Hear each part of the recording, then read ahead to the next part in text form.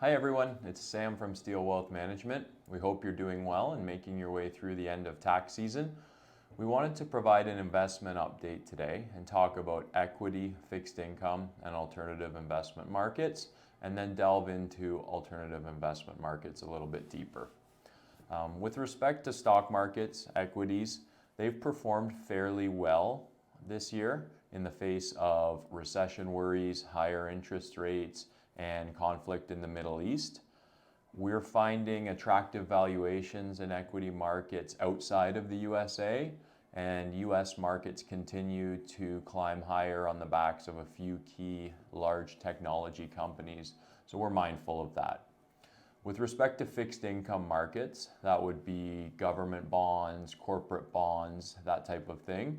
They've struggled over the last few years in the face of higher interest rates. They're inversely correlated with interest rates, so as rates have gone up, the value of those bonds have gone down. Now, the bright side of that story is that fixed income is now yielding broadly 4 to 6%, providing more meaningful yield than it did in the post-COVID era of ultra-low interest rates. In terms of alternative investments, it's a similar story to fixed income markets. Alternative investments that are tied to the real estate market has struggled a bit in the face of higher interest rates. Alternative investments that have a lending component where they will lend out funds to earn return, they've benefited from higher rates because they've seen a higher return come back into the fund. Some strategies like private equity have continued to perform as expected, giving unit holders equity-like returns with less volatility than stock markets. And some strategies like merger arbitrage have struggled in the face of higher interest rates due to a higher cost of lending and a lack of deal flow as companies don't go through as many mergers and acquisitions due to the economic outlook. With that said, let's dive a little bit deeper into the alternative strategies that we're looking at in client portfolios, specifically two. Alternative real estate strategies where the fund will buy and own the property earn their return in two meaningful ways. One is price appreciation on the properties, and the second is collecting rent from tenants. So there's two risks there, price appreciation and creditworthiness of the tenant, right? What we've seen is that higher rates have compressed valuations on real estate. So real estate market has broadly been down a little bit this year.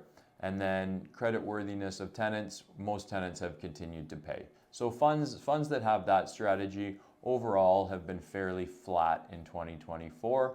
And we expect that to continue throughout the year going forward. The other alternative investment strategy tied to real estate sees an alternative investment fund act as a lender to borrowers who want to mortgage their properties. Now, those mortgages can take a few different shapes and forms. It could be an individual financing their home or a renovation or rebuild of a home. It could be a developer who wants to build a new condo complex or apartment building or single-family detached housing. We're still in a period of relatively tight credit, which means it can be hard for some people to renew their loans or get new loans for their property. The funds that we invest in are seeing an increased volume of loan application and higher quality of borrowers that are being turned away from the bank. So that gives us comfort as the investors knowing that those are the folks that our money's being lent out to.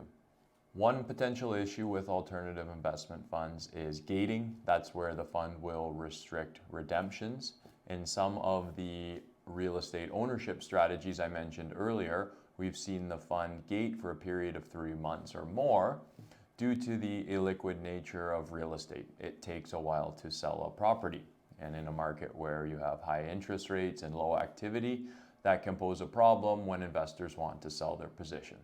So the story there is to always be mindful of the illiquid nature of alternative investments and the unique risks of each investment, which we always are. I think that covers everything we wanted to today with respect to alternative investments and a broad investment update.